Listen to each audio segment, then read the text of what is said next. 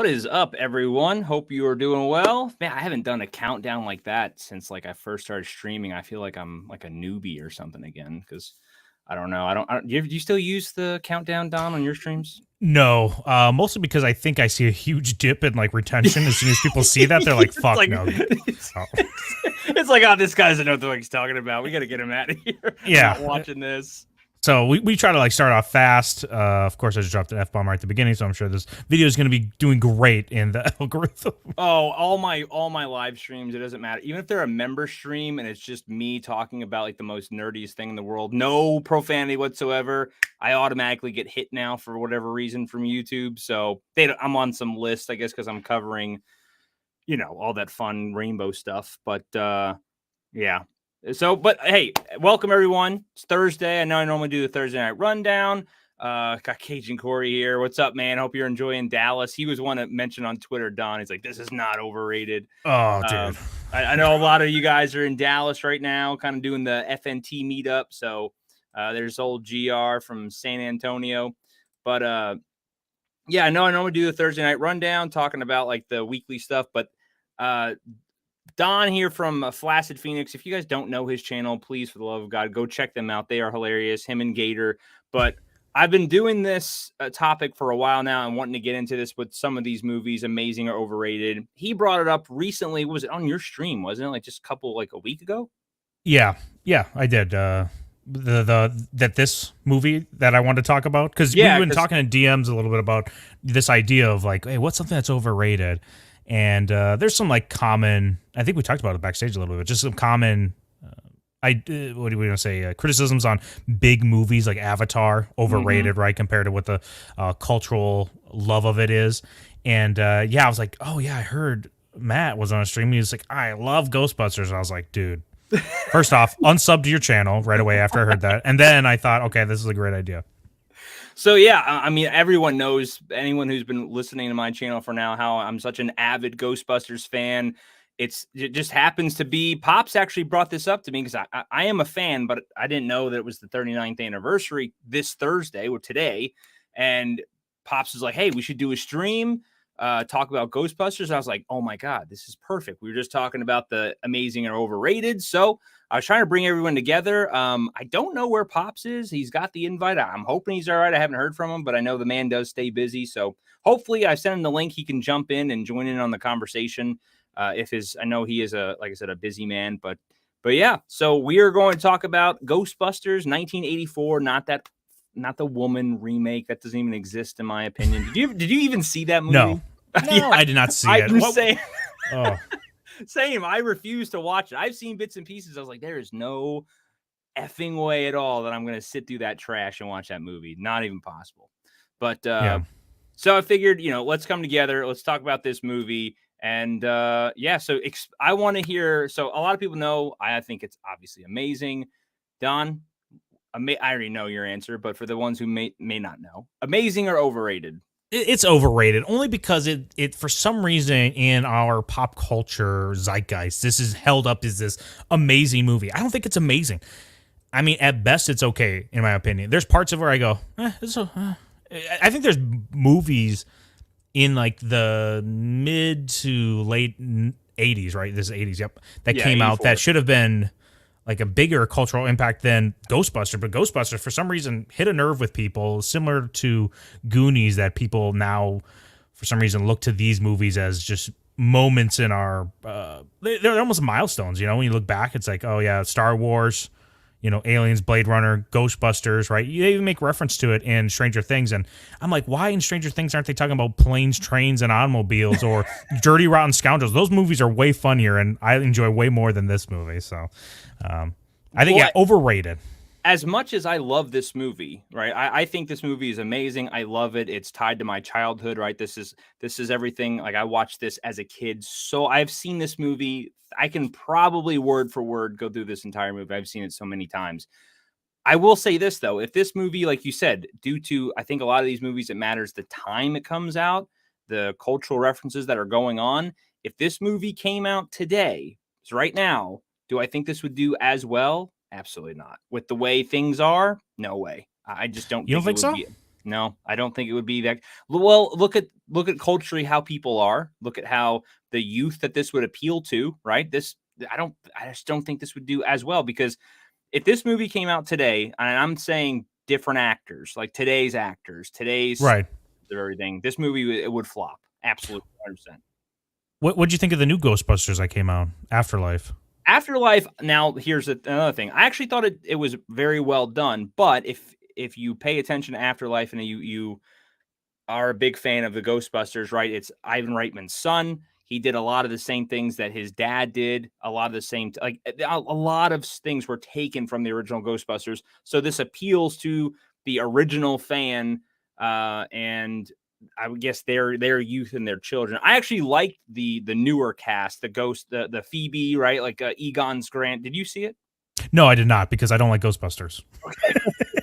Fair, but I mean, it's basically around they're pulled out of the city, right? This is years later down the road.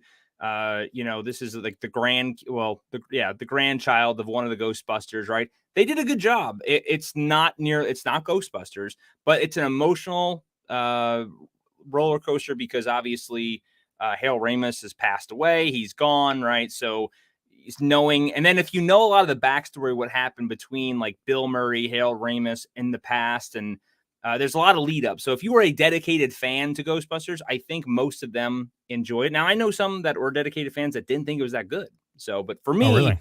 Yeah, for me, I loved it because there's so much sentimental value tied into this movie that I really enjoyed it. It meant a lot to me, and I liked it. Now, the newest one that's about to come out, like they're going to keep making these damn things, and they're going to be just horrendous, in my opinion. I'm not excited for the next one, not like Afterlife, but I guess we'll see. Let's see. Got a couple. I sent out the bat signal. There's going to be people coming in here to start trashing this movie. Just to let you know. Heads up. I was gonna say, yeah. So it says old, because there's some people here I've never seen before. So welcome to the stream. Old school pro wrestling, not a truly overrated movie, but for me personally, not one I find rewatching. It is an iconic movie that fits like a glove in that period of time. And again, I'm not one of those like, oh, well, you're booted now because of your opinion, obviously, because Don's here, right? And Don hates this. Yeah. Well, doesn't hate it, but Right. I will say this: I hate Ghostbusters 2 with a passion. Oh my god, I despise that movie. It is horrendous. The Ghostbusters 2, I kind of wish they would just nuke it like it doesn't exist. I am not a fan of it at all. Have you ever seen it? I have. Well, I know the it's a catchy song with Statue of Liberty. I remember that scene. Oh god, is that the best scene? No, yeah, that's the scene that really makes me want to just punch the TV screen. Like, it's the best. I think it's the best scene in the whole movie. Oh no, dude, I absolutely hate the whole. I mean, it was just they just rehashed Ghostbusters 2 or Ghostbusters 1 into as much as they could. They pulled to the second one. If you notice, Bill Murray wanted nothing to do with it. He was like in the suit one time, like in the jumpsuit, because he didn't want anything to do with this movie. He hated it. Well, good. I as much as I'm not a big Bill Murray fan, I agree with them. Yeah, totally get away from this franchise. Just yeah, I like Bill Murray in some movies, and so and from as a person, he seems, I've heard kind of really bad things. Like even up to this, they didn't even know that Bill Murray was going to be on set for this movie. Like that he just like they were like, okay, he said he's going to be here, right? And they're like, that's what he claimed, and they had no idea, and he showed up the day to start filming. So a lot. And what another thing about this movie too, I don't know if a lot of people know this or the backstory is a lot of it's ad-libbed. A lot of scenes are ad-libbed. A lot of Bill Murray scenes are ad-libbed. What's his name? The little the little nerd neighbor who wants to bang. Rick Moranis. Moranis. A lot of his scenes he ad-libbed too. Dude, Rick Moranis is legitimately my favorite part of this whole movie. His whole as this tax collector guy who has a party and is literally just telling everybody information about this person's taxes, how they get their money and stuff. I don't know. He's such a nerd, and I love it. Yeah, he is the best part about it. And he's like, dude, if this was made today, he would be the villain, and he'd be the incel character that can't get anything. The man of the hour, Pops. What's going on, my friend? Man, okay, I have to leave now because there's no way I can live up to that. It's like I got to pull the George Costanza and just head for the door. Thanks, everybody. I'm done. There you go. It's all downhill from there. Listen, do not open the avenue for me to talk about Seinfeld. I do. Yeah, we need to do it like an 8-hour stream. I need to take a day off from work and we just do Seinfeld like for the whole day. There we go. 24-hour Seinfeld stream each season, each episode breakdown. I would do that. Absolutely. You know, that'd be fun though if we could do it to all 3 channels. Just like do like we could commit to like at least 8 hours on each channel and just do like this whole thing. Yeah. Okay. One season, an hour. There you go. All right, Pops. So amazing or overrated? What do you think? Oh, it's amazing. But I think it also depends. This is the tricky thing with your thing. It's like, where is the score, right? Mm-hmm. So if you try to tell me that it's a 9, I think that's overrated. Mm-hmm. But if I can go 4 stars, I can go an 8, 8.5. I can go very strong. I'm good. But you start going to like 6 and below, I'll be like, okay, I can't get there with you. But you know, what do you want? The Phoenixes are, these are people that love the prequels. They're, something's wrong over there. Come on. Well, and that's the beauty of the amazing or overrated topic is because there's really no wrong answer, right? It's what you think. Oh, there are wrong answers, Don, right? There are some wrong answers, right? There are wrong answers, like that this movie's as good as people think it is. I don't think it's I think there's a level of like this movie's trash, which I don't think it's trash. There's definitely some good parts in it. But I just don't understand how it's somehow stapled itself to iconic symbol of the 80s that it's been. It was an iconic moment of the 80s. That's why it was. It was because it is, and it was. That's why I don't know what to tell you. Well, that's why I'm flabbergasted by the whole thing. And then, I understand its impact. I just don't understand how it's almost like, I understand that some fighter punched a hole in the wall, but I look at the fighter and I go, that guy punched a hole in the wall? Like that guy did? That guy did right there? It's like, I understand the impact of this movie, but not so much how it touched everybody so deeply. Well, why do you love it so much, Pops? So I got to see this in the theater. So for me, I'm that old, for those of you at home that can't figure that out by looking at The Widow's Peak. Yes. It was the coming together of all of these comedic geniuses who delivered a script that's very, very tight. There's not a lot of wasted time, wasted nonsense. There's plenty of gags. It's silly enough, but it's also not silly to them in their world. So we were very easily immersed into this adventure of scientists who come up with this gimmick that they can catch ghosts. And then there's a reason why there are ghosts. The special effects were adequate for their time. I know they feel very dated. I get that part of it. But at the time, though, they were very good. And some of the ghosts were really done well. Like there are certain sequences, I think, that are like when the ghosts are in the streets and stuff, some of those scenes, they were done very, very well. And I don't want to say it had a horror element to it, but it was a little scary for like younger kids. I mean, like the cab driver. It's just enough. And I'm not saying like kids were crying or screaming like a horror movie or anything like that, but it was just enough. So it was this nice sweet spot of having comedy and sci-fi, a little bit of horror, and just a good experience that you can rewatch and you pick up on new things, and you have a world that was being built, even if we didn't realize it when the first movie came, that you could expand on and we wanted to learn more about. And I think all of that is why this become a great movie with a lot of legacy. Because I remember watching this in the theater multiple times. I have no problem watching this film multiple times throughout the year. Mrs. Pops will watch it, which, as any of you know, my stories about Mrs. Pops, her list is rather short on what gets into the rewatchability list. So the fact that this makes that list, to me, makes it outstanding. So I don't know that really is going to sway the Phoenix over, but I'll do my part. Well, I was telling Matt earlier that I think there's way better comedies in the 80s that should have made a bigger impact culturally than this one did. I don't know if this is just because Ghostbusters like mixes the humor with a genre, like a sci-fi aspect.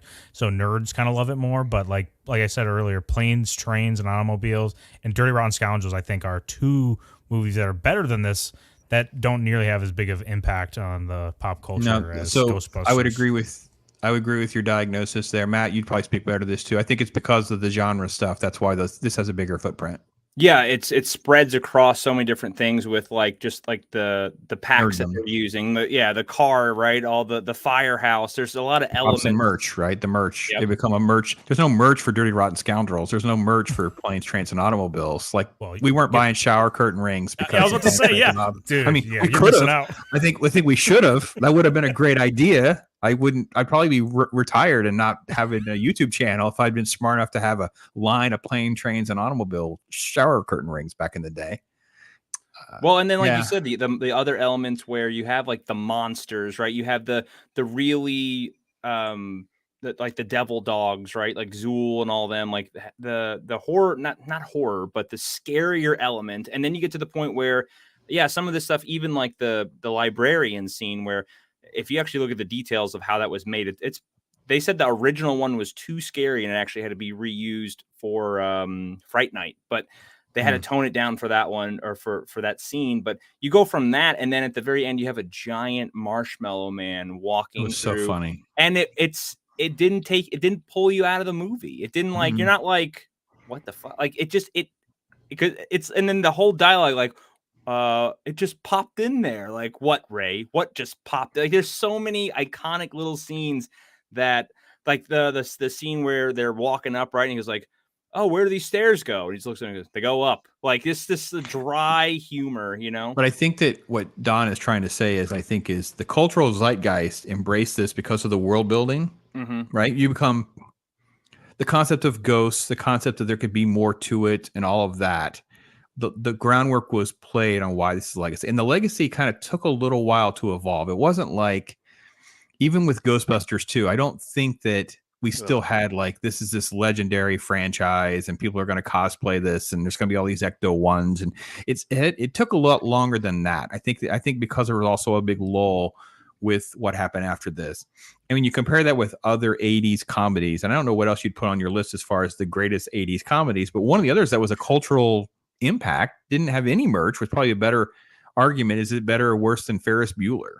Yeah. Right. Because it hit Ferris Bueller was a big cultural zeitgeist because of all these quotable lines from a snarky kid. And we all kind of wanted to be Ferris. Like we were all kind of like, are we kind of like Ferris or not? That kind of stuff. So that's kind of a better analogy of maybe like a comedy that didn't have the merch and stuff that had that sort of impact. If that's fair. Yeah. Go ahead, Don. Well, I was gonna say, yeah, I totally agree with that. That the merch part is a huge thing. The iconography throughout it, the firehouse too, right? There are these scenes, but the movie itself, I think the idea of Ghostbusters is better than actually Ghostbusters. Just like you were saying, oh shoot, I forgot which movie you brought up earlier. That I mean, it's not so much Ferris Bueller, but that this world building is kind of catchy, but I just don't think the movie delivers on what it possibly could be. And the tone is like a little off because I think the Stay Puft Marshmallow Man is really funny. Like I just rewatched this today. And I was like, oh yeah, that was actually pretty good. But then there's these jokes because Matt, you're saying it's improv. That might be why some of them like are really hit or miss. Because I do think Bill Murray's better when he's playing against a foil like Peck. Like that was good. Whenever he's with him, it was really good. And I was like, yeah, this is legit funny. But other times, I don't know. I don't know, it didn't hit me I was very open to being wrong about this, and I was proven right by myself today. Well, you're a fan of one. I don't know what Chad thinks. I think that you maybe the jokes just don't land for you. I don't know why, but it landed for us, and I don't know. Maybe that's part of it. Maybe there is, and I've always said that there is my thesis is somewhere in the ages of like 10 to 25. I call it the Nexus era, where you are exposed to different things and there's like first time experience and you have this sort of like innate additional love and bonus points for everything, whether it be music and movies and all of these different things. And when it's for us that went through it live, we're always going to maybe have some preferential treatment for something like this. But I have a hard time not seeing it as just being a really, really great script. I think it's very tight. You'd have to give me more specific of a joke that doesn't work or land for you to kind of like maybe why it doesn't land for you or something like that. I don't know which joke doesn't land because I actually still kind of laugh at most of even the silly pun kind of jokes, like what Matt was saying about those stairs go up. Like these punny jokes worked for me then and they still kind of work for me now. Yeah, Yeah, even just the little things like in the elevator when they flip on the pack for the first time and you hear and they're this kind of they all just slide over. Just Still little works. little stuff like that. And and Pops, I think you nailed one part for me about where like with Ferris Bueller, everyone wanted to be that kid and everyone saw themselves in that kid or aspire to be him because there was a bunch of characters that in that movie I think they could appeal to. Well, the same thing with the Ghostbusters. You have the really nerdy one, Egon. You got the really cool one, Bill Murray's character who just kind of he just kind of skated on by, right? And he was he was always chasing girls. You got Dan Aykroyd who is really into the supernatural, and then you have Zedmore Winston who's just kind of your average Joe, just looking to get paid, just coming here like a fireman. I just want to do my job and go home and cash and get my check. So, like Soul Assassin, yeah. So she's a dog. So she's like those little comments like that. Just people, it sticks with them. So. Tell him about the Twinkie. Yeah, what about the Twinkie? I love it. Don, what jokes didn't work for you, brother?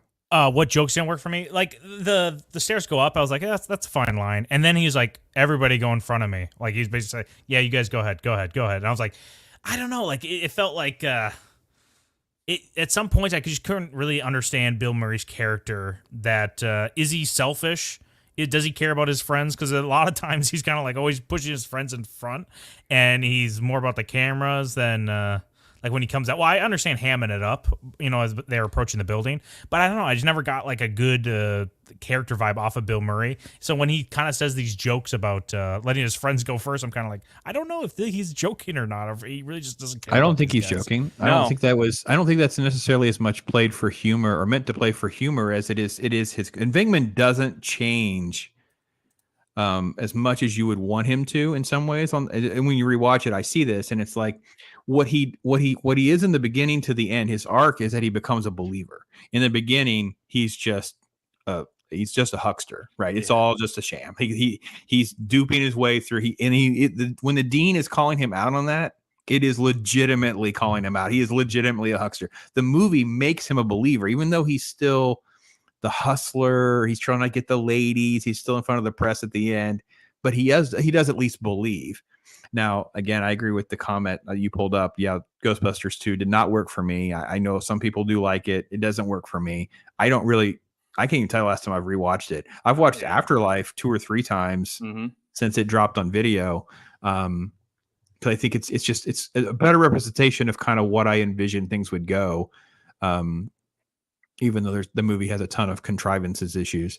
But I think that the Egon and Ray characters, grow into, oh my gosh, it's almost like the fanboy in it. It's like this is real, and it is real. It could become, they kind of always had belief it was real, but they could prove it. They had ghosts. They actually captured ghosts and things like that.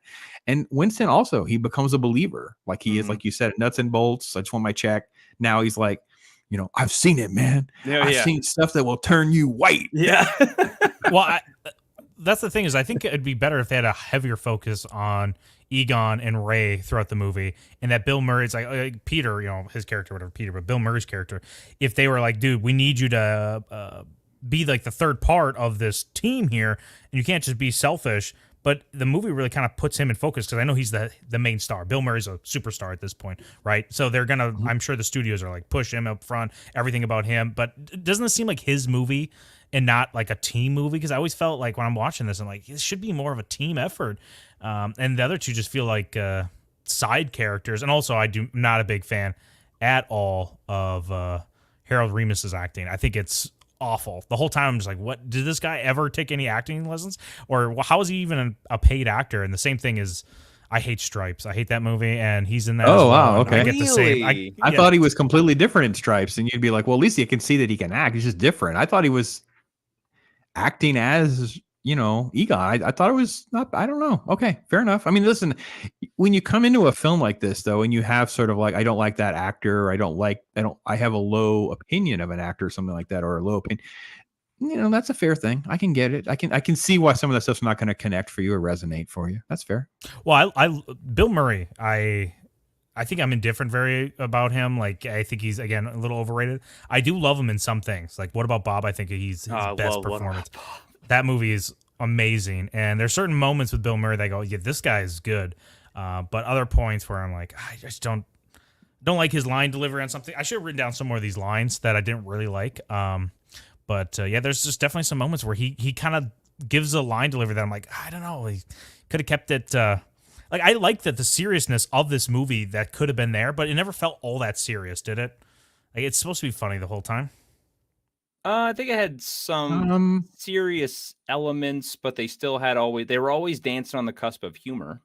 You know what I mean? Like there were some serious scenes where you see like Dana's building is starting to get darker, right? Like, and especially when she was on the phone with her mom talking about, yes, I have a date. Yeah, he's coming to pick me up. He's a Ghostbuster.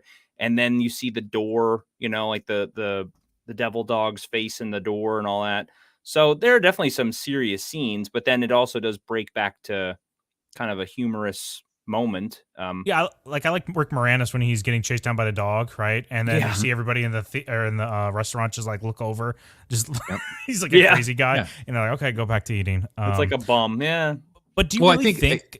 Go ahead. I think it was a comedy first. I mean, I don't think that I definitely am not going to debate you there. It's a comedy first, and it is Bill Murray first, and there are elements that the other characters, you know, don't have as much screen time because of that, right? Because we do have a lot of that Bill Murray and Sigourney Weaver romance storyline that the other characters don't get that much screen time for. So that's a large part of it. But I think that there is also the fact that Venkman is sort of like the front man in the band that doesn't write any songs. That's my analogy for the Ghostbusters. Like he doesn't really write the songs. He's the front man, and you know we need him because he somehow has the suave and the chemistry and brings the girls and does all this stuff. But by the way, the band that these lyrics are really really good and everybody likes it. It catches on. I just don't think they ever lost. I think the problem that you're asking for would have been tricky. They would have lost who Venkman is. You know what I mean? It would have been easier to make a more cliched ending or something where he becomes a different person or character at the end of the movie. And I actually think I like the movie more that he only changes in subtle and little nuanced ways instead of like, you know, let's dial it up to like an 11 and he's a, you know, Ghostbuster science guy now and whatever. And it's like, no, it's not really his lane. So Don, what did you think of the car? What's it called? Ecto One. Ecto One. I like it. It's cool because it's a hearse, right? It's like it has an iconic look to it, and I think there are things in this that you know, Pops, that you're saying earlier. The reason why I caught on is because there's such iconic looking things. It's, you know, the ambulance hearse looking, you know, the jumpsuits, the backpacks, the siren. Yeah, the sign. They have the Ghostbusters sign. Yeah, I mean, the movie's iconic in those ways. Like it has great imagery, but yeah, I mean, I liked it. I mean, what's there not to like about it? I mean, I'm more so an issue with just the story and how it's paced out through it and how it kind of could have. I don't know. I just, for its cultural impact, I wish there was just more there, and there isn't, for me at least. What do you think was the worst scene of the movie, if you had to pick one? Ooh, worst scene of the movie. I'm not a big fan when Bill Murray was just like jumping on Sigourney Weaver right when she called him to come check out the stuff.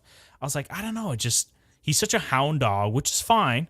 I was like, okay, what's going on here, dude? I thought you had more like, they just showed him have way more class, not class, the slow build with the what is it, the cards, right? They're like it's the opening scene, right? He's electrocuting people. The two test subjects, and one's a hot girl. She's always right, even though she's not, and the guy's always wrong, even though sometimes he gets it right. That scene, I was like, oh, this perfectly portrays Bill Murray and how he's like trying to be suave and how his life of his friends are getting in the way. But then when he talks to Sigourney Weaver, he just like is all out, and I was like, oh, dude, this is major simp vibes off of Bill Murray in that moment. I was like, dude, calm down.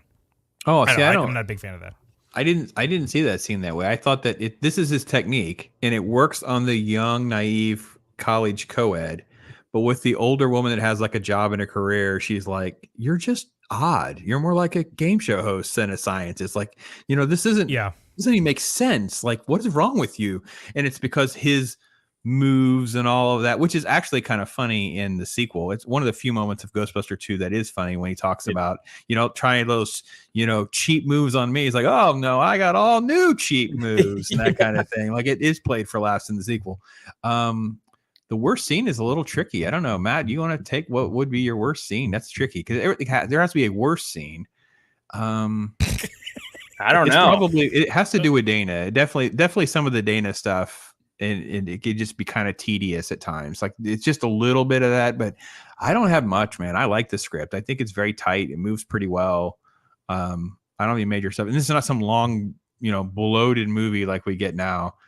I do appreciate that. It's not a bloated movie. It is short, but I even think there's some excess in it where I don't think Egon and Ray could be. They have to be separate characters. It could be the same person. And I don't even know why you really need Ernie Hudson in this movie. Because if you take him out of it, does the movie change all that much?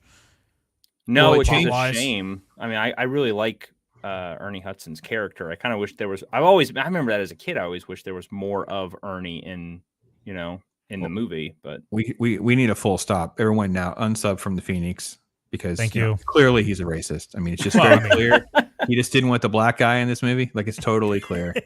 Yeah, and whenever we resolved the issue, my screen just got really dark. I'm like, oh, okay, never. Yeah, and once we realize that he's not a racist, you can sub again. You'll feel good about yourself. So, I guess I could say I could see the movie working with Ray and Egon as one character, but then I think it doesn't make as much sense that you would have just one friend. Like it would seem like it's easier for me to have Venkman be even more irritatingly uninterested if it's just one friend instead of two, two collaborators instead of one. They kind of have him outnumbered, so they kind of have him sort of like trapped, and they know more than he does. So he's outnumbered. Whereas it's just 1-to-1, it wouldn't work as well. The Winston thing really matters to the story, and I'm really glad that he comes along later because he's sort of the everyday guy, not quite sure he believes or not. There's a little joke about, not really a joke. There's the interaction with Ray about the Book of Revelation and end times, and he's trying to bring, maybe some spiritual stuff into it. He's trying to transcend things to the audience. I think that would have gotten lost, and I don't know what character we would have deliver that element to the audience if we didn't have this neutral character kind of thrown into the mix. Yeah, like the scene where in the firehouse when he's coming to apply for the job and he's just like, do you believe in ghosts? He's like, I'll believe in whatever you need me to believe in as long as I get paid steadily. And he's like, here you go. And he hands him the trap, basically like, come on, follow me. And it's got the goo all over it and everything. But no, I think having the Egon and the Ray as two different characters is one, like Egon is more of the scientist. He's the guy behind the science. And then Ray is more of the occult. That's why in the sequel, he has that occult bookstore is what happens like after all this. He's just, but he's the one that's really into the spiritual side of things. Egon is more of the scientist behind it all. And then you got the clown, basically, which is Bill Murray and his character. He's just kind of riding off his friend's coattails in a sense like, hey, can I make money off of this? And can this turn into some type of, because remember the beginning of the movie when they mortgaged the house to buy the firehouse. And he's like, oh, we're going to make millions off the merchandising alone. Like he's just all about making a fast buck as much as possible. So, but yeah.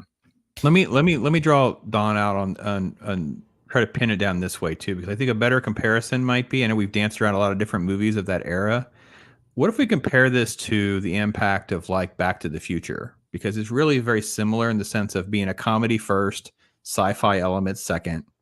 But the difference is this film came with all of that merch, cosplay, props, all that kind of stuff. Whereas Back to the Future, it's like, there's the DeLorean, the flux capacitor. No one was cosplaying as Marty, really. You know what I mean? Think so? There's not a lot of people. Well, I think now there's a little bit of that, but it's not like the legacy of Ghostbusters. Ghostbusters has exploded into a thing. And I think do you think that you feel it's overrated because you see the IP based on its fandom, rather than the legacy of just the film? Well, yeah, well, that's a good example with Back to the Future, because Back to the Future, you get 3 movies, and then we've had now 4 movies with Ghostbusters. But Back to the Future, Nope, there's only 3. There's only 3. We're not acknowledging The that. girl there's one only doesn't- one movie of Ghostbusters and came out in 2016 and it was brave and stunning. Kick him out, Matt. I totally approve. Unsub from the Phoenix. Yeah, he's out again. No, go ahead. But Back to the Future, they haven't rebooted that at all, you know. So I hope- clearly, oh, I I hope don't. not. They want to. They've been trying to. Yeah, And so they I just, think they won't get it through. Yeah. So why do you think Ghostbusters got the reboot and not Back to the Future? Back to the Future, I think, is a harder reboot for the studio to know what to do. Like, what are you going to do now? Well, doesn't I will Robert say- Zemeckis own the rights to the movie though, and he has to have something about? I remember it being something like he specifically owns the IP. It's not the studio, and it's like he has to have approval. He can't, like, no one can touch that movie unless it's him. That's my understanding. I might be wrong, but I always thought that it's a lot to do with Robert Zemeckis, and he's like, we're not rebooting it. We're not doing it again. We're not doing anything. He owns everything about it. Yeah, he does. He says he owns the rights to the film and sequels. He and Bob Gale. So Yeah. they own the script and the characters and all of that. And I think what's happened is that they and the studios have been at odds several times about this. I've written about this a couple times where it's like, the studio's discussing a Back to the Future reboot, and I always just cringe. Like, I don't even know how. Now, I will say this though: after watching Afterlife, you feel like they stumble across a DeLorean. They jump started and the flux capacitor comes on. You could come up with a way that is very similar. The problem is it's going to sound like an extreme ripoff of Afterlife because it was those type of elements, but it would work for a Back to the Future type of franchise reboot as well. But again, it's the other stuff. You guys, so I don't know if you guys know, like, I think it is Big Trouble in Little China. They have a firehouse. They use the firehouse, right? Mhm. They use the firehouse set. And I think it is in Carpenter uses it again in They Live. They use the PKE meter, right? Yeah. And They Live. So the film very quickly was immersed in our fandom, and nerds love that kind of stuff. You guys know how much nerds love the I Spy stuff and all that kind of thing. Like Ready Player One is a whole. Oh, jeez. Yeah. It's so overrated. Yes. But it's a fun experience, but it's so overrated because of all that. But I think it was. So I wish we knew. I really don't remember, guys. The first time you see people with an Ecto-1 and the full-on proton packs, and you see all that stuff really done well. It's got to be in the 90s. It's got to be a while later before we really saw that. I think what helped that too is also the real Ghostbusters cartoon really helped explode all that, because the merch from the cartoon, I remember as a kid having the pack and the trap and all that stuff and all the toys that came out with, like the Ecto-1. So I think the cartoon really helped catapult the whole Ghostbusters thing even further.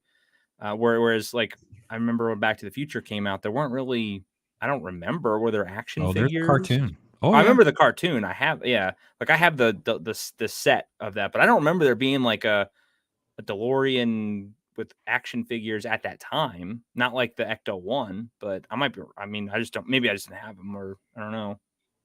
But I think Back to the Future also like hit audiences a different way than this one, because you're going back to the future, which is going back in time, and it's the 80s was filled with like 50s, 60s nostalgia, diners and all that stuff. People are always like, oh, don't you remember the good old days when we used to go to the diner and roll up our white shirts and put our cigarettes in them? Like, you can see it in Karate Kid, right? You can see them like referencing back to that. So I think that might have been the reason why that one hit a little harder, or hit as well as it did. But I still don't understand the Ghostbusters, the love for it, the absolute love for it. I understand the liking of it, but come on, guys, it's not that good. Did you have a favorite scene? Everything. Who's his name? Rick Moranis is great. He steals every scene he's in. Like, constantly when he comes out of the door and he locks himself out. That was that's funny. Good. Yeah, him dancing at the party when he's talking to the girl. When he's in the hallway with the Sigourney Weaver, I couldn't tell if she was trying to hold back laughing, but he was like looking at her with a dead serious face, and she was smiling the whole time, which I was like, I wonder, like you said, if that's improv, then she just broke the whole time. They just kept it in because she was just smiling as he was like, oh, so you're not coming over to the party? There's gonna be so many people. Oh yeah, I'm having a date. A date? You know, whatever the line is. You know, he's so.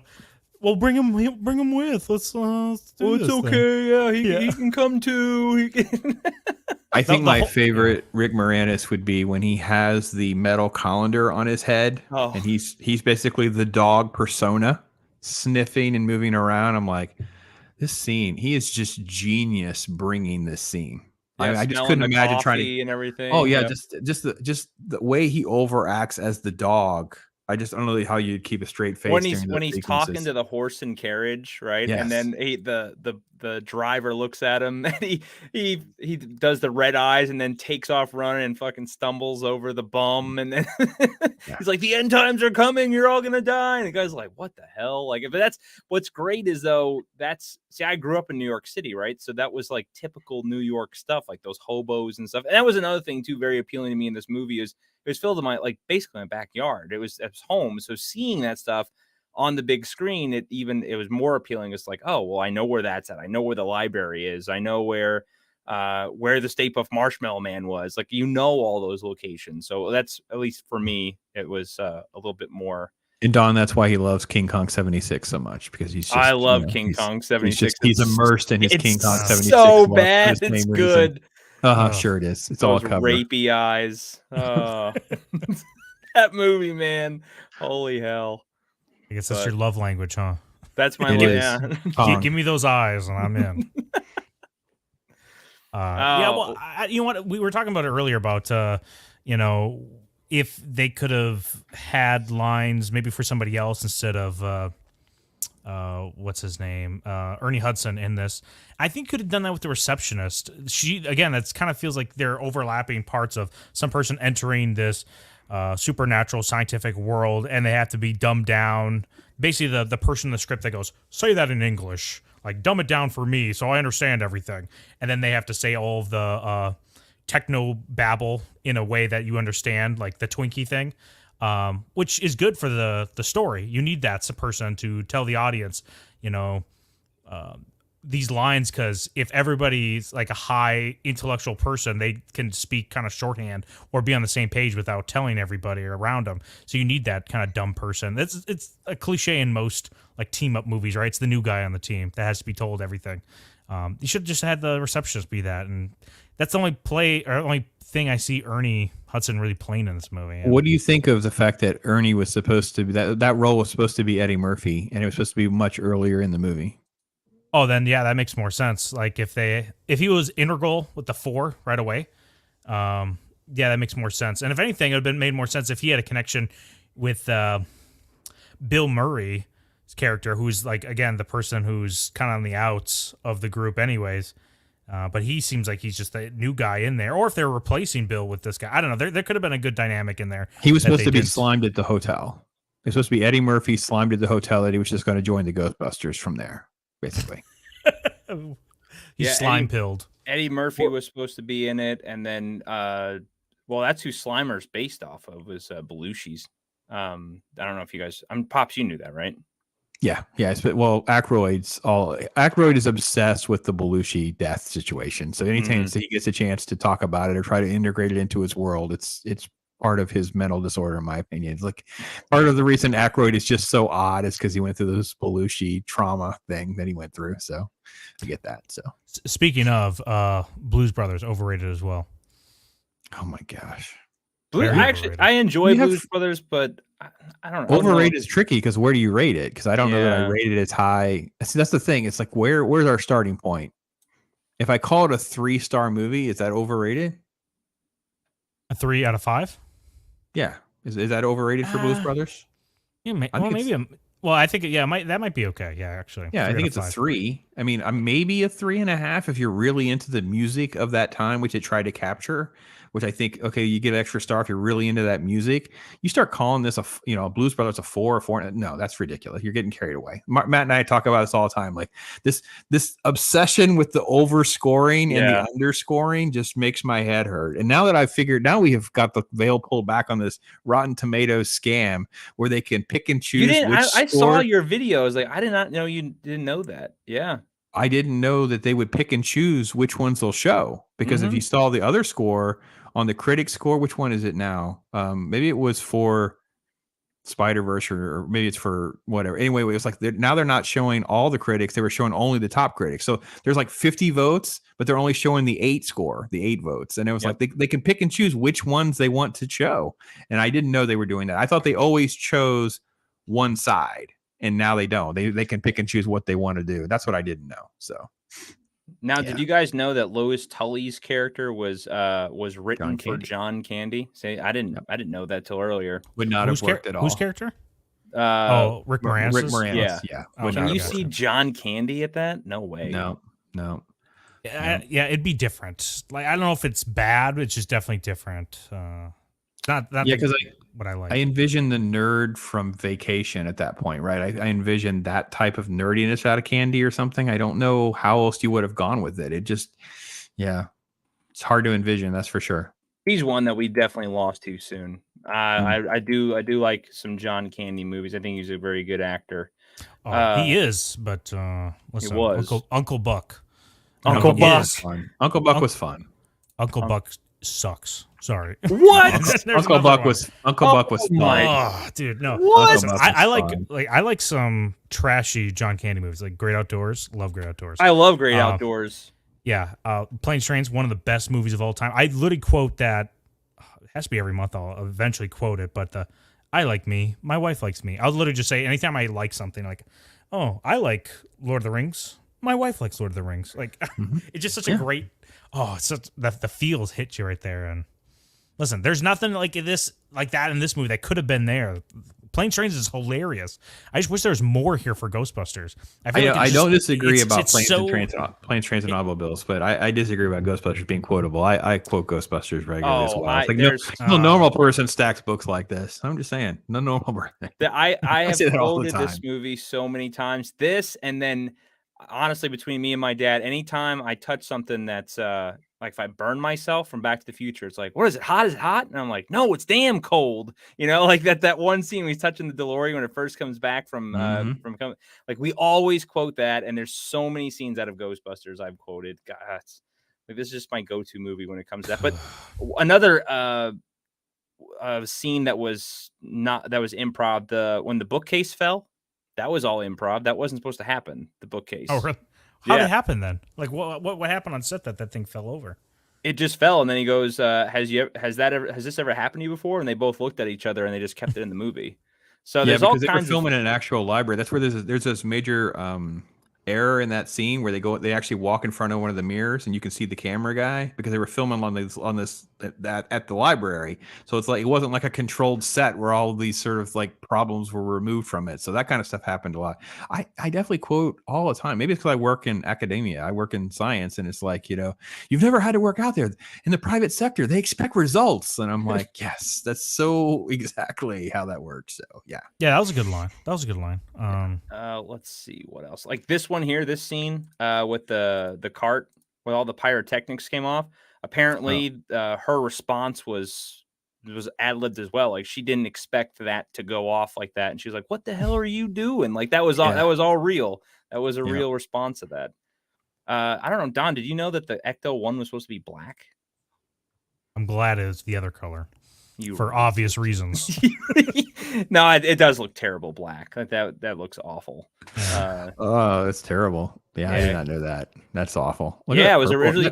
I think someone's trolling you, Matt. There's no way that was supposed to be the original. Nope, I've read that in a book. It was supposed to be black, but they said apparently it was something to do with the way it was being seen on film. It looked terrible, so they went with it. Yeah, they filmed at night. It wouldn't work. Like this cool white car rolling up would just Well, yeah, like when they go to the Sedgwick Hotel, and then even this scene here, which this is an iconic photo, but it's a deleted scene. But I mean, his car being black nothing would stand out of it. So, but and then this is how they did. I don't want to get like copywritten, but the way they whoops, didn't mean to play anything. But how they did all this, all the actual, that was one thing that I really love about this is the practical effects. Same thing with the Marshmallow Man and the suit, right? He's actually built that set, and it's somebody walking around in a giant freaking costume. Like, that's insane. Godzilla. Yeah. I think all the effects in this movie are good. I at no point was I watching it going, "This looks cheap." I'm totally good with it because it's from its time, right? It's definitely I give it the pass, just like Dude, how you should give every movie basically, unless when that movie came out it was horrible special effects. You should give it a pass. I would pay money to have to own. I mean, it doesn't even exist anymore. I don't think this head right here. Like, look at the facial expression. Like, imagine just owning that. Imagine wearing that. Looking at your wife while she's watching TV. That's the foreplay. You're like, I gotta say oh, that he already we're does doing that. Ghostbusters again tonight. Yeah, yeah, we're watching Ghostbusters again. Oh man. Oh, what else is that? Oh yeah, I didn't know. Yeah, I know we're off the amazing overrated. We still talk about it, but did you know that Ray Parker Jr. was sued by Huey Lewis in the News for ripping off? Yeah, I did know that. I didn't know that. Yeah, I want a new drug. It sounds just like it. Was there any more? I swear there was some. There's more to that story, or like that. I don't know if he worked on it or something happened. Why? They were gonna do. I think apparently they were gonna hire Huey Lewis in the News. Then they didn't for some reason. And then they went with Ray Parker Jr. And then Huey Lewis sued him because they said it was like plagiarism for "I Want a New Drug," and apparently it was settled out of court. So, well, I felt it was a missed opportunity when Dan Aykroyd's character Ray was getting head from a ghost, and they didn't play the part of it where he goes, "Busted makes me feel good." That would have been a great part right there, like "Busted makes me feel good." That would have been perfect. I will. They missed it. I will. That's probably my the scene that's really unnecessary that I didn't even like in this movie. Like, why have that in there? It's just I don't know. Like, I get it because he's obsessed with ghosts and whatever, but that probably was my least favorite. Because it was a girl, right? Scene. Yeah, it's a guy and it'd been fine. Well, they did. This character's technically trans, is it not? Oh, right. Yeah. What's her name? Zool's right? Technically, because that's supposed to be a dude, and it's whatever it needs to be. It's very whatever it wants it's to very be. David. It's very David Bowie. It's just it's perfectly David Bowie, which is very androgynous for sure. So I didn't know this, Pops. It says the chandelier scene.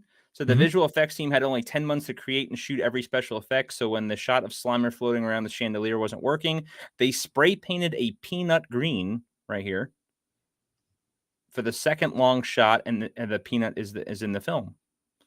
I didn't know that. So that's literally a peanut. That's like just a green peanut. We should have had Troy. We should reach out to Troy Picelli. He's an uber Ghostbusters nerd, way more than me on that kind of stuff. Yeah, I don't know a lot of the ins and outs and details of everything. I know this was this scene here was shaving cream. But they did what, 50 pounds originally, and the test guy that they dropped it on knocked him out cold. I was about to say, when I saw that, I was like, dude, this would kill somebody, or at least paralyze him. Yeah. That's so much weight. Yeah, they said they did 50 pounds of shaving cream, and it literally knocked his ass out completely. Like, all right, let's scale it back a little bit. But that's still a lot. I mean, that came down with some force all over the place. Yeah. Well, this isn't a film that I can, stand on with the scientific veracity or anything like that. I mean, literally, one of the funniest scenes is like what you were saying earlier with the elevator, like the particle accelerators on our back, these unlicensed nuclear particle accelerators, and you would run the risk of this thing just exploding and just turning like a mushroom cloud, and it just would. Yeah, conceptually, it was just more of the sci-fi elements in the 1980s.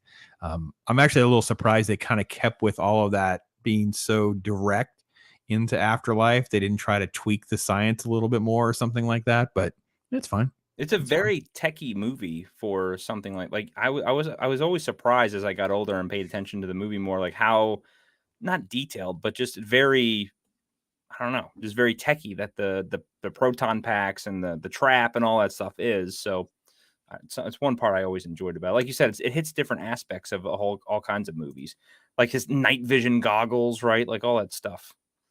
I hated Afterlife, how I turned into a damn camera though. That was stupid. But the suits, everything looks great. There's just like little moments, like when they early on they say don't cross the streams, and then they just so easily just go, we have to cross the streams.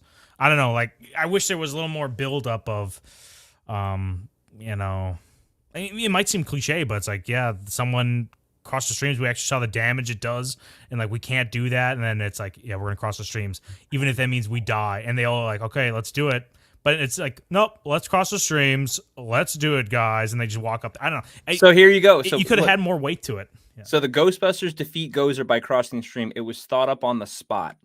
It's a callback to Egon's line in the Sedgwick Hotel, but wasn't originally planned. Holy they shit. didn't have a plan on the day of shooting, but I think it worked. It does work. It just, I think it needs one more line of dialogue. I understand what you're saying. That's a fair criticism because to add weight, right? What do you mean? Oh, it'd be a total something proton reversal.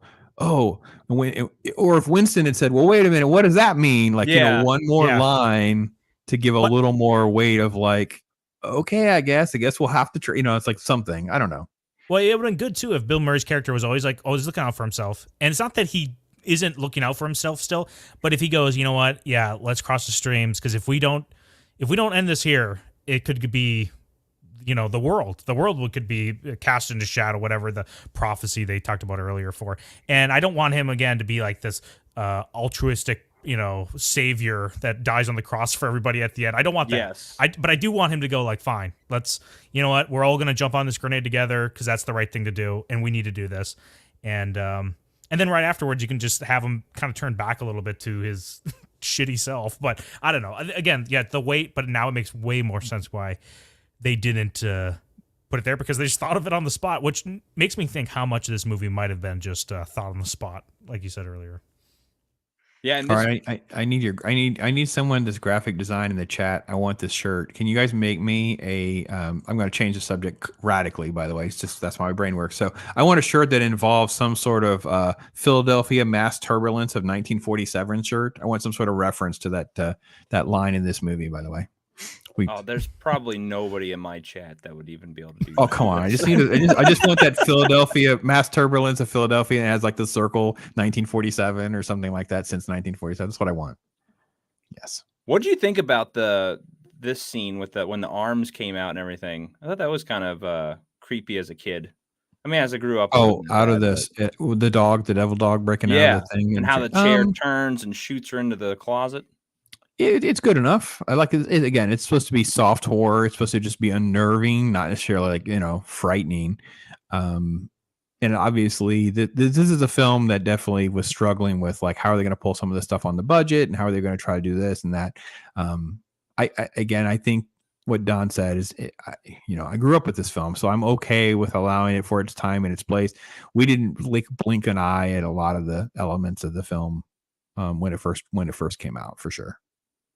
Yeah, I like that this was different because like I said, growing up, and as I got older, I got to experience it more. And they mention it even here, like this was just a different role for Sigourney Weaver, because she was always known for the sci-fi stuff with Alien. And when was Aliens? What year was that? 86. 86. So it was actually after this. So the only movie she was out in before this that was big, was it just Alien? Or was it she in something else? Because this was 84. Alien was what, 79? 9? Okay. I don't know if she was in any other big time movies before this, but they said that she was known for her more serious roles, and this was a little bit more lighthearted compared to other things she was in. IGP Mexican in the chat just said, have I been using the cream he got me? Yes, I have. The rash was in the inner thigh. Now it's everywhere. So thanks a lot, IGP Mexican.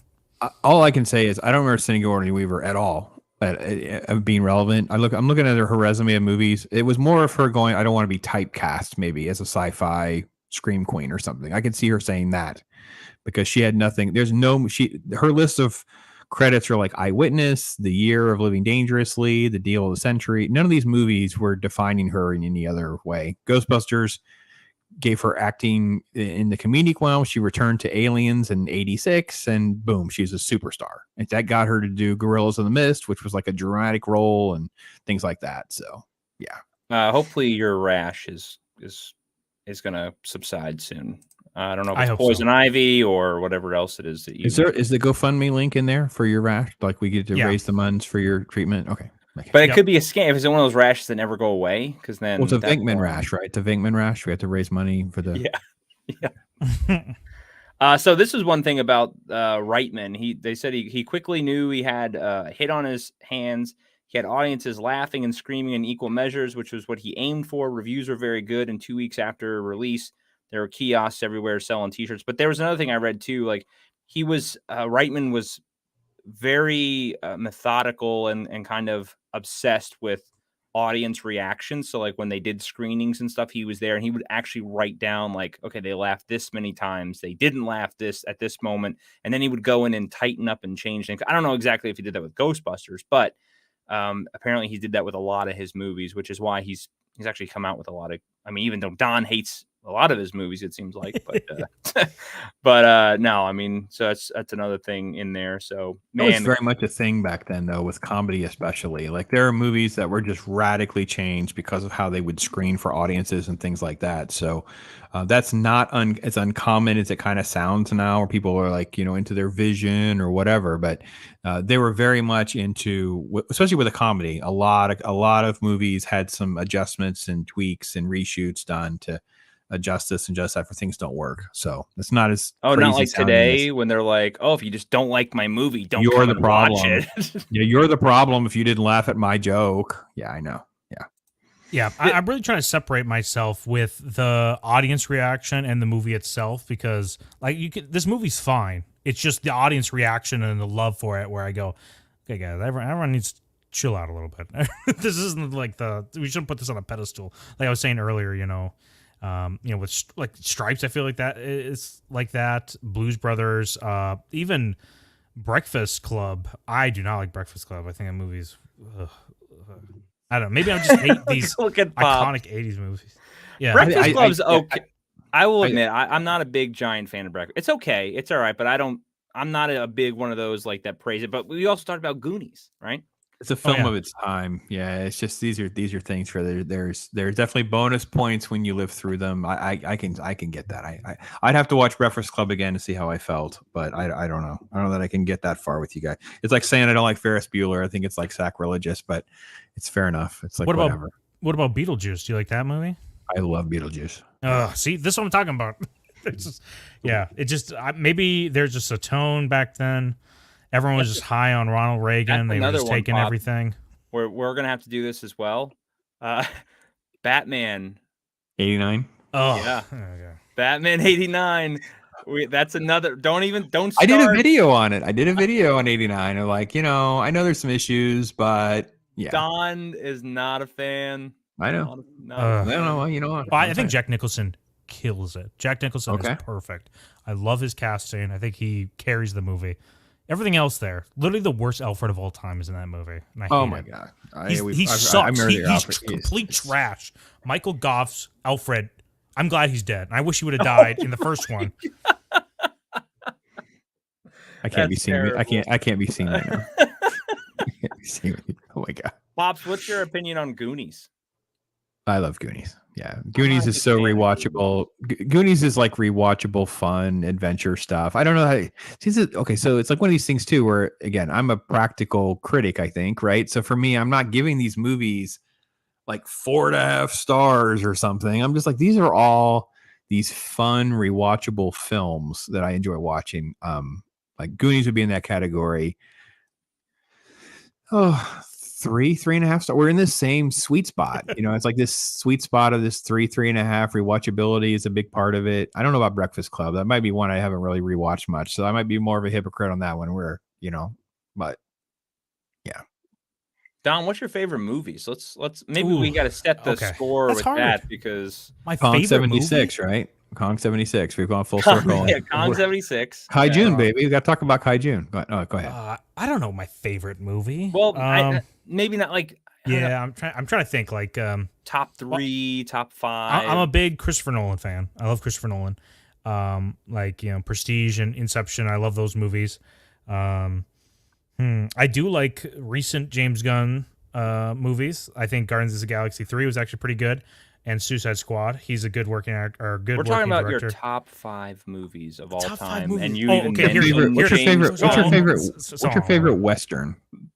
I don't have give me 1 second for the Western, but I know my number one movie with a bullet is Last Crusade. That movie is perfect. Indiana Jones: Last Crusade is a perfect movie. I will defend it to my dying day. Fortunately enough, my co-host also believes the same thing. So me and him will fight anyone who thinks, for some reason, has the shit tier take that Raiders is better than Last Crusade. Because if you do have that opinion, first off, unsubscribe to my channel if you're subscribed, and then go I already walk into unsubscribed traffic. several times. I've already unsubscribed and resubscribed several times with each one of these takes. So I don't. At some point, YouTube is just going to block me from your channel. Like, listen, make up your mind, you stupid bastard. Like, pick a freaking lane. Well, yeah. Like, well, listen, you haven't heard his take on Last Crusade because the CGI of the airplane stuff alone disqualifies it from being Holy as bad. shit, Pops. Yeah. Pops. And I love Last Crusade. I love Last Crusade, but not better that than movie Raiders. is amazing. Raiders created this concept of that hero. Like this, there was not. This is like the fifth story is that hero, the fallible hero story arc, and all that kind of stuff. Like it comes out of the Raiders. That's a cliche, like Romancing the Stone, the same thing, right?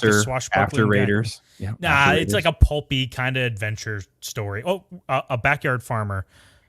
Base take, Tombstone. That movie rules. The movie's great. That is quotable. It's in the top 5 for sure. Absolutely. I want to know. I want to meet someone out there who doesn't like Tombstone. That's one of those like, where is the person? I want to hear the arguments because I don't think I've ever met someone who said Tombstone's a bad movie. The argument of Tombstone is where you put it with. Okay, well, I didn't hear Don say best Western. I was waiting for other Westerns. Tombstone might be my favorite Western. I'm trying to think of another. I like Good, True Bad, Grit. and the Ugly. The new True Grit is good. I love both True Grits are good. Yeah. Do you consider neo westerns? Because like No Country for Old Men is basically a western set in modern day. No. I mean, I get it. No, not a western though. I mean, yes, I get the concept, but it's like they were like more like we're gonna call Kung Fu a western TV show. Like it's no. What about Sons of Katie Elder? Does that count? You know that movie? Yeah. I've never Are we putting this in the same conversation with Tombstone, Unforgiven, Good, Bad, and the Ugly? Okay, here, I just looked up some here that's trying to jog my memory here. I like Django Unchained a lot. I like 3:10 to Yuma. The new one or the original? The new one. The newer one. Yeah, I really like the newer one. Have you watched the Dollar Trilogy? No.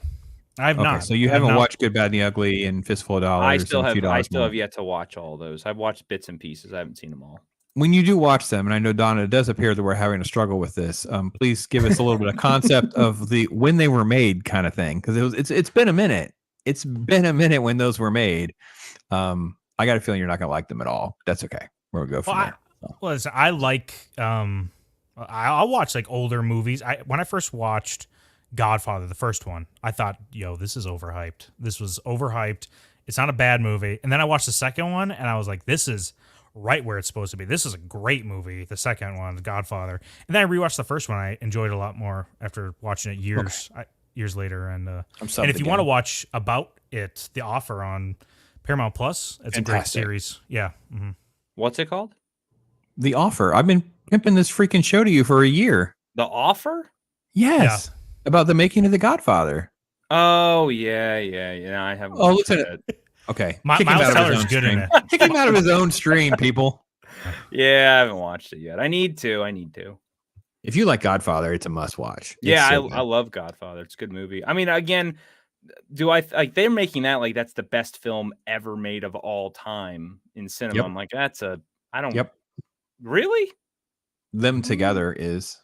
I don't know that I can separate Godfather from Godfather 2 because it's sort of like it's like one giant movie, but yeah, they kind of intertwine. I don't want them recutting it as one giant movie, which I know there is a cut of. I don't like that, but the idea of it all being the best, it's definitely it's in that Shawshank Redemption conversation. Should we have that overrated or not conversation? Because that's a stream in its own. I think it's freaking amazing. I love Shawshank.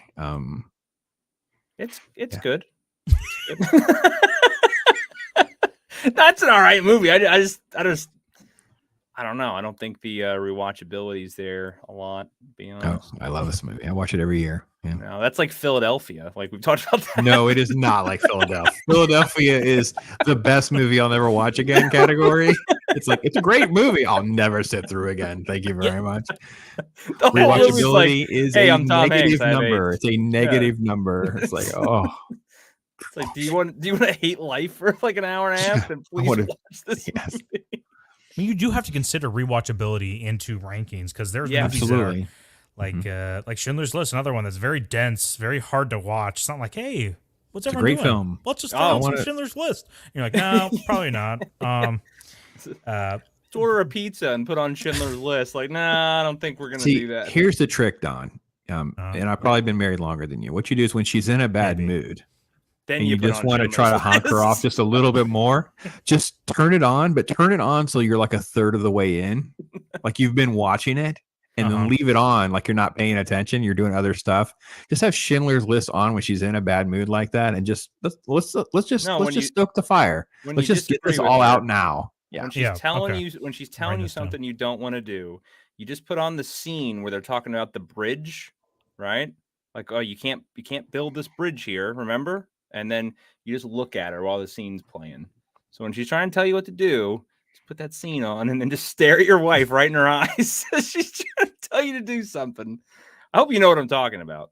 I don't remember this scene, but for some reason, the only scene I kind of like is kind of ingrained in my head, of course, is the red dress scene, but also it's the Ray Fiennes when he's up taking target practice. That's the only other scene that's ingrained. Pops, do you remember that scene? Oh yeah, I got you. It's what was she? A I don't know. We're gonna have to address Schindler's List separate. I don't want to talk about Schindler's List. Well, Help. she was a architect, not an architect, but someone like a professional that like, hey, you can't build a bridge here because this is like, it's not going to work because the ground city is whatever. planning. Yeah. And so city planning. he just eliminates her and he's like, you're not going to tell me what to do.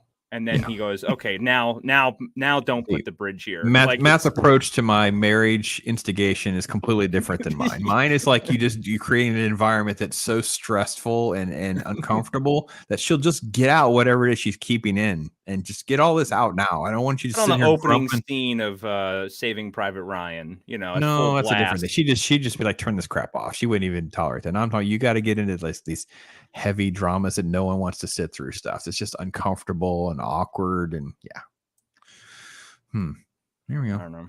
But yeah. I think I was gonna say about the dense movie, hard to watch.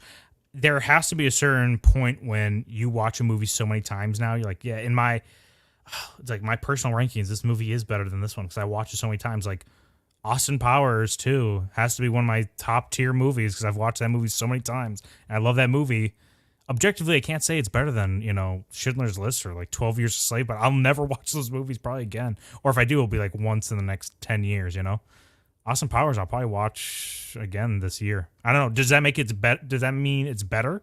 Do you guys think, in your opinion? Like, if you personally just like it more? No, the rewatchability score can't get high enough to make it superior to the other ones. It's almost like a multiplier. Like you're going to get bonuses for the rewatchability, but it can't get that high. You know what I'm saying? It's like you can't take the 2.5-star movie and multiply it by 9 and make it better than I don't know. Maybe I'm wrong with that. I don't know. Do you guys add any nostalgia that's attached to these movies into the actual scoring of your movies, or do you try to look at them as the movie themselves? Because I think, and I will openly admit, there is a lot of nostalgia tied to this movie as to why. I mean, I still think it's an amazing movie, but it's amplified even more so because, I remember watching this so many times, like me and my dad quote it, or one of my best friends growing up loved this movie just same. So we would quote it all the time, or we watch it so many times together. So that movie is kind of ingrained with that person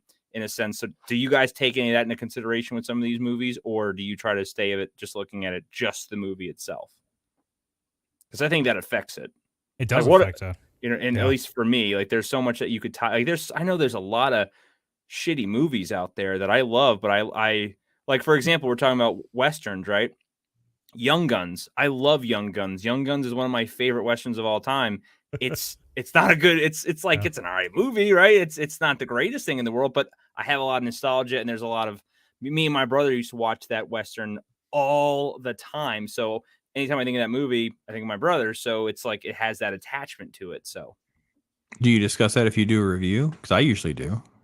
Oh, right? Yeah. I But spend I'm most of my half the time in my reviews, I don't even know that I talk about the movies. I'm like, I've had to start playing like trailers and stuff. Like, by the way, I probably should like talk about the actual movie. Like, I'm 10 talking minutes about in. watching it for the first time, and blah blah blah. I'm like, oh yeah, I probably should talk about the movie itself. But yeah, I think nostalgia totally. Again, that's the nexus theory, right? It's like you have these cultural imprinting on you, like these experiences, like you're saying, Matt, and that, I remember seeing Ghostbusters in the theater. I remember seeing things. So it just changes your perspective and your memory baseline of what a movie's impact is on you. And I think that it totally impacts everything, because you have people that haven't even watched. I mean, we've know people who won't watch a black and white movie, right? You people you meet, they're like, I don't watch black and white movies. Like, well, you're missing out on, like, how many decades of cinema that you just won't even give a chance. And it's like, I don't know what to tell you. We're just not going to relate to one another. It's just not going to happen. So I get it, but I think Don, you're hitting the nail on the head though. There is a rewatchability multiplier. I'm just not sure how to put that in the formula so it doesn't get too high.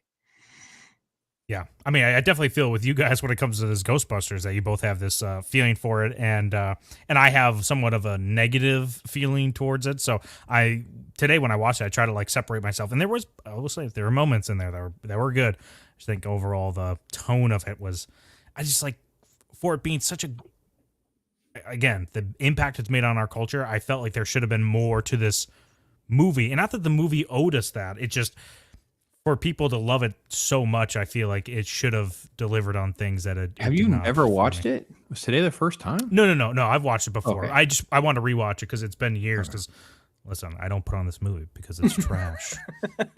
You gotta listen. If you think this movie is bad, and that's insane to me, you gotta watch the sequel. You gotta watch 2016. No, that. Another Chris Hemsworth movie, isn't it? I don't know exactly who's in that movie. I just know there's Chris Hemsworth in it, and that's all I know. Oh, and Bill Murray, his obligation that from Sony, he plays a game show host. He plays a game show host. He had to show up in that movie, but he had to show up. Oh. Yeah, he was obligated apparently from the studio because of some type of contractual three picture contract deal from back in the day. They never did the third film, and there was all this fights, and yeah. Now, Pops, I don't know if you ever played the video game. Probably not. The video game that they came out with, Donna. There was one in the arcade though, wasn't there? There was an arcade, but this is the one that came out for like. I played the arcade game. This is like for three. No, I heard this is like the definitive third movie for a lot of people. Like they took the actual script that they want to do for a third one, and they made it into a video game where you're like a fifth Ghostbuster essentially, and they had Harold Ramis, all of them came back. Even Bill Murray came back to do voice acting for it. Remember at the time, what's his name? Yeah, I think it was Harold and Bill Murray weren't on talking terms. They had a big falling out for years. Yeah, like till his deathbed. Past a deathbed. Like I just can't stand it. It's heartbreaking. Yeah. And that's what prevented the third one from ever happening. So they went ahead and did it through a video game. And it's like it's exactly what the script was supposed to be for the third one, where they essentially go to hell and they fight everything there. Like it's crazy, but it was a fun game. It was definitely worth checking out. Or I guess you could watch the cutscenes if you don't actually play the game. But yeah. What do you think of them doing Firehouse and doing another film? No, I'm not. I feel like if you keep touching something, you're going to screw it up. It's a net. So, and then t-shirts. You keep touching it, you'll screw it up. Well, they're bringing in Patton Oswalt. So once I heard that, I was like, oh hell yeah. Let's go, baby. Ratatouille. He's a professional murderer. He knows what he's doing. So, yeah, I just. Oswald.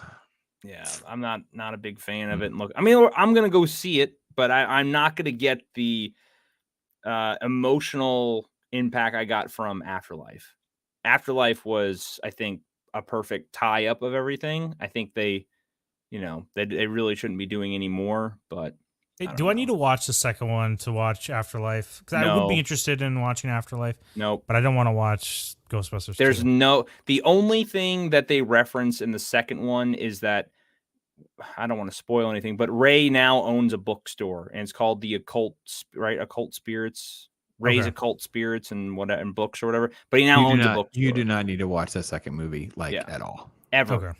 Don't I ever don't watch watch it. I don't. I can't even tell last time I've watched the second one. I know I don't own a physical copy of the second one. I have the 1 and 2 copy, like the Yeah. little box series thing, whatever. But I honestly, I've seen the second one. I can probably count like maybe 5 or 6 times. I hate it. It is so horrible. Like you could tell it was a cash grab. Like there was just they did it because it was successful, and well, here you go. So for me, it's just the first one and then Afterlife, and I really enjoyed Afterlife. I thought it was a good movie. Real quick, I'm gonna drop a. This has an ad, or I don't know if you'll be able to pull it up, but I was gonna drop something in the private chat. This story of Bill Murray, true story, because my brother-in-law was there. But him and his friends were hanging out in Escondido when I lived in California, and him and his friends were hanging out in Escondido. I don't know what they were smoking or doing something. And no joke, out of the forest appears Bill Murray and just comes out and hangs out with them. Bill Murray spotted wandering in the dark in Escondido Park. That wouldn't surprise you. He's a nut job. He's a weird guy. So this doesn't surprise me one bit that this occurred, because like this guy is just he's out there. It's not every day that you run into Bill Murray in a park in the middle of the night or anywhere else for that matter. But that's what happened to a group of friends in Escondido who spotted the Ghostbuster looking like one of the apparitions from his famous films. According to a Wednesday morning post on Reddit, the comedian mega movie star was wandering around Kit Carson Park in the darkness when he encountered the young men. In the post, Jibby Von Haha said his friends were at Kit Carson Park when they saw the star walking through the woods like a phantom. He was probably high out of his mind. Dude, yes, probably. And weed was legal at then too. So yeah, what year was this? Not that long. It's 2016. Yeah. So a bunch of my friends were at our local park smoking weed at 1 a.m. when they saw Bill Murray walking through the trees like a phantom. The actor stopped and posed for a few photos before heading back from wherever he came, leaving people speculating as to what the heck he was doing there. Guesses include that he was in town for the All-Star game, or that he was participating in a night disc golf game, or of course playing Pokemon Go. I don't know if this is the photo that I don't know if this is the photo from that night, but there's a photo with him it's almost like the photo is almost like candid. Like they didn't, I don't even know. There's no way this is the real photo. Come on. There's no way. Yeah, I think it is the one that he has the same shirt on in both of these. The first two images this one you here? get. Here, let me. This photo, it's like, he's just standing there. Like you feel like he just crowded her out. He's like, I was going through a walk through the woods, guys. What are you bothering me for? Dude, they say he's very strange. Like you said, I have some of your weed. In order to get him on the films, like he notoriously wouldn't respond. Like they had no idea when he would show up for filming and when he didn't. They said even recently he still has like, you have to leave him a voicemail. Oh yeah. And he would respond. Like he'll check his voicemail once a month. Like he's very odd, very strange guy. But does it kind of make you wonder why he took maybe he just likes voice acting, but he did the Garfield movies, right? And the sequel to it, The Tale of Two Kittens. Those seem like the perfect job for Murray, because he'd just show up, take his money. You know how there's that scene in Elf when the little guy comes in, he's like, all right, give me the envelope money first before we have this conversation. I feel like that's Bill Murray doing Garfield. He shows up, he's like, oh hold on. Where's the envelope? Yeah. All right. You got 2 hours. Go. Yeah. Well, he did what's his name in Jungle Book? Baloo, right? Yeah. So he did a couple things like that. So I could see him voice acting, but he's perfect voice for Garfield, I think, honestly. It's just odd, but I don't know. So I have a hot take for Matt, because I need to do another rewatch video. I'm not enjoying Real Ghostbusters yet. I've been rewatching it, and I'm really not enjoying the Slimer Saves the Day of the Week thing that seems to be going on in this show. Like, I don't remember this being the thing, but evidently Slimer is saving the day every week, and I'm not caring for that like much at all. So they're not so looking back now, because I have to be honest, I haven't watched any of the Real Ghostbusters in probably a handful of years, because I only have, I think, maybe the first season or something on, because they're harder to find. But no, they're over on Amazon, bro. I told you. I told you. They're over on Amazon. Oh, they're all available? Oh, Well, okay. yeah, for now. I mean, who knows Yeah, for what the now. expiration date on Well, I that meant is? like Yeah. before when I was gonna try to purchase them all and Oh, they're everything, harder but to find physically. Yeah, yeah. yeah. But they're not the greatest thing in the world. Like as a kid, I loved them and all the cool ghosts and stuff. Like, and there are some standout ones like the Sandman, the Boogie, like the Okay. Boogeyman. I think's another one. There's a couple standout episodes that I think were really iconic, but The for the most toys are part, cool. I get the toys are toys, badass. right? Yeah, But the toys are show is badass. clearly written for like 7-year-olds or something. Oh, It's like it's Dom, what was your really favorite toy as a juvenile. kid for Ghostbusters? My favorite toy, Or your kid, Ghostbusters toy? kid toy, not adult toy as a child. Well, I guess you could turn those toys into, whatever. My favorites were always Legos, no matter what. I just like building things. So I never really was into action figures. So my favorite ones were always Legos, and if I had to go a second one, lightsabers. Because when we grew up, Matt, well, I don't actually, Matt, you're actually could. Matt's actually a lot older than he looks. He looks like a young man. Matt is not a young man. Born in 85, so Oh, dude. yeah, I know. I was born in 94, so I'm like almost 10 years younger than you. Yeah, I know. So when I was growing up, we actually got cool looking lightsabers with the prequels. So those You were missed my out favorite. on well, 90. So yeah, you were born in 94. Yeah, born in 94. Yeah, so I was I was raised. No wonder in he's all a that. prequel kid. I call them Yeah. prequel babies for a reason. It's like Oh, yeah. this is what they knew first. Of course, they're imprinted to Oh, love that stuff dude. more. Well, And we the always toys were- enjoy The toys were 94. at mass scale for them. Like they Oh, made yeah. so many toys for the prequels that no wonder you probably had 16 lightsabers down. They were everywhere. Dude, I grew up in a golden age of nerddom because you get in with Lord of the Rings, Star Wars, the Batman, or the Nolan trilogy, Marvel, all of that's like in my childhood. Do they still had good toys back in like the late 2000s and stuff? What toys you talking about? Like I did no in general. Like, did they? Because I know like the 80s and 90s were like the toy scene was everywhere. That was the best. And I'm in 94. I'm born 85, so 94. I'm around 9 years old. So I had the Darth Maul lightsabers and all the cool stuff. But once I guess you're 90. You're born in 94, so 2004. You're 10. 2004. I'm like graduating high school, so I'm not playing with toys anymore. So were there decent not toys public. then? Not public, you weren't. Were there Oh, decent yeah. toys then? Yeah, I don't know. Yeah, I think so. Yeah, I was way more of a Lego kid and using my imagination because my parents did not want to buy a bunch of toys. But yeah, I think there was good toys, especially because there was so much content coming out that people wanted. And again, I'm not a big Transformers or TMNT thing, but those toys were always on the shelf. The Jurassic Park toys from back in the day were the best. When Jurassic Park toys are they were well made. They all look well. The cool dinosaurs, like I still have somewhere in a bin the freaking original T-Rex that still, when you bang it on, it still stomps and still makes the damn noise. And I don't think I ever changed the battery in it, so I don't know how it still works, but it works. I will say I was part of the generation too that was almost like the slow migration away from toys into video games. Like, why get a toy when you could just pay how much money and you get Super Smash Bros. And you endless hours of entertainment? Or, I was more concerned about getting a Halo LAN party set up back in the day than anything I was else. just say that's one thing that did suck. Like the video games for these movies back in the 80s sucked. Dude. The Nintendo Ghostbusters game was the most disappointing thing I've ever touched in my life. I remember I wanted that game so bad, and I played. I'm like, what the fuck is this? Like, how do I even play this game? It made no sense to me at all. It was terrible. The Back to the Future Nintendo game was the most frustrating piece of garbage I've touched in my life. So, but now, like, if they did those games, they're pretty cool. Like I said, the newer Ghostbusters game, I think Back to the Future did one of those like storytelling games. You know what I'm talking about? Like, Yeah.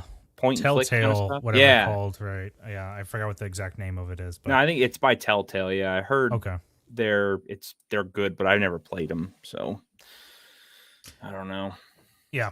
No, the video games definitely, dude, movie video games were the worst. Every time they try to come up with a movie video game, and I don't know who was in charge of it, like the Avatar video game, Pirates of the Caribbean video game, they're all trash. Why are they so bad? There has to be so much money put into these things, and I don't know, they just got to hit deadlines or something. Why they were so bad. I don't know, but yeah, there was a Lego Ghostbusters game. There was some type of like dimensions thing. I don't know. Like, Oh, yeah. you know what I'm talking about? Where you like you Yeah. can go into all the games connect or something. Yeah, like And a multiverse kind of thing. yep, and then Playmobil started coming out with a bunch of Ghostbuster toys, which I liked Legos back in the day, but I loved Playmobil. You ever mess with those? No, I don't know what that is. Oh, at least I don't know it by the name. Uh, Playmobil?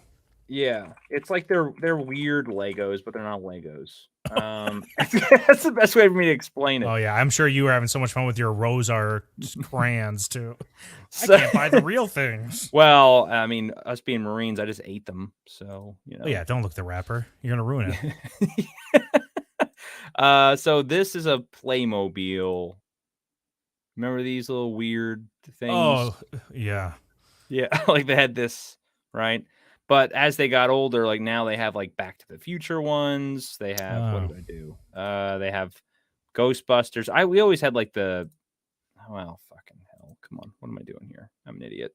Yeah, like this kind of like weird shit. Like, Yeah. look at that. This looks very strange. These definitely found their way into our Lego bin, and I was always mad to see them. I'm like, oh, You thought it was a them out. Lego. You freak. Look at you. Get out of here.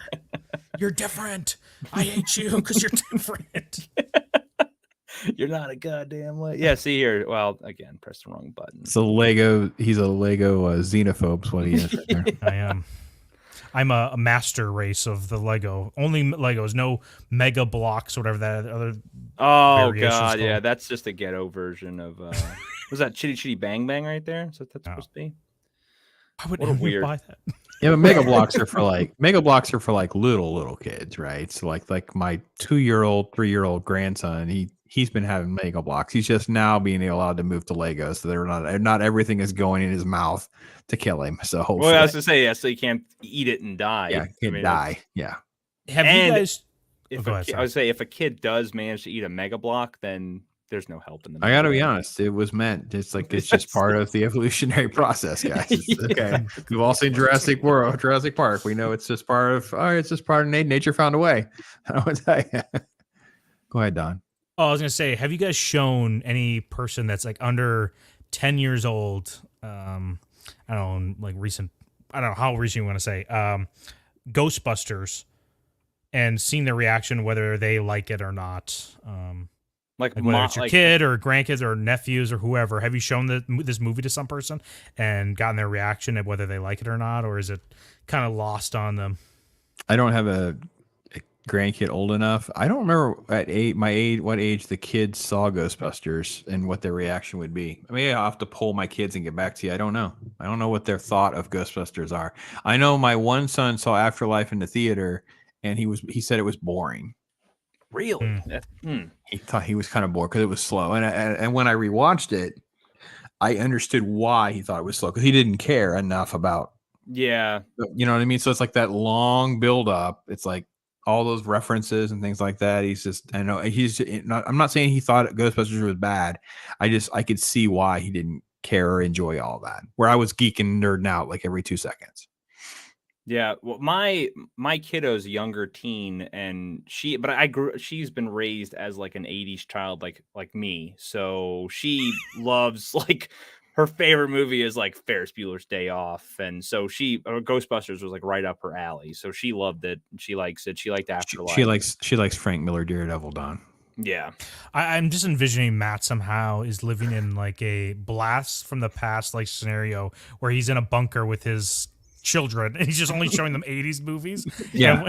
And then he I think takes it them out into the world. a I little don't bit. think it's a bunker. I don't think that she's allowed to watch anything else. She's not allowed to read any other comic books unless like it's like, well, this is Pops approved. You're out of all this Frank Miller stuff is totally game. I'm going to buy you more of this. And by the way, Oh, we'll be at a today will be a nice 80s marathon of this, and this.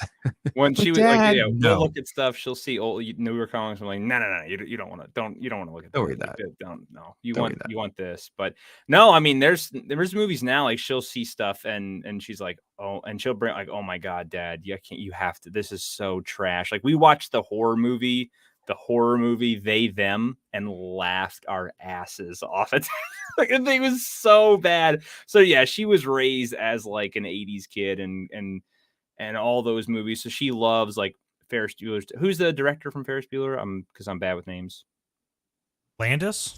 No, not Ferris. Breakfast Club and all that. What's his name? The director. You're talking about John Hughes. Yeah, she Oh, loves Hughes. all the John Hughes movies. Like she loves all those. So, like I said, that's right up her alley. But so that's kind of a skewed kind of example because I obviously I've impressioned that on her. So, but I've not been around like a random just 10-year-old and be like, hey kid, you want to watch a good movie? You know, like I guess Hey, come over here. yeah.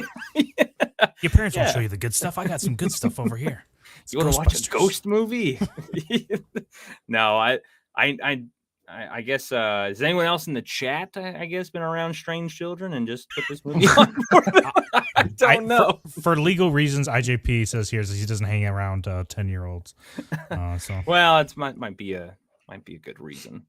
But no, I guess we have to get a sample size and start going to random schoolyards and like, hey kids, you want to watch a movie? I introduced my nephew to Stripes when he was a kid back in 2000. Skipped over the nude scenes. He enjoyed it. Why? That's the best thing. And he enjoyed it a lot. He's in his 20s now. Yeah, that's like having a kid watch Porky's today. You know, that's a great movie. Don, you ever seen Porky's? No, I've not seen Porky's. Listen, I come from a very.